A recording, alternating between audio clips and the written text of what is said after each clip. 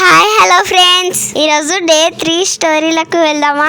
ఒక చిన్న గ్రామంలో ఒక అబ్బాయి ఉండేవాడు. వాడి పేరు వేదాంత్. వాడితో ఎవరైనా మాట్లాడితే నాకు టైం లేదని అరిచేవాడు. అతనికి అందరూ దూరంగా ఉండడంతో ఆ రోజు నుంచి కోపంగా మాట్లాడకుండా ఒకరోజు అతను ఆలోచించాడు, నేను కొంచెం మారితే ఎలాగుంటుంది. మాటలకి బదులు అందరికీ సాయం చేయడం మొదలుపెట్టారు. ఎవరైనా పని చేస్తుంటే నేను సాయం చేస్తానని చేసేవాడు.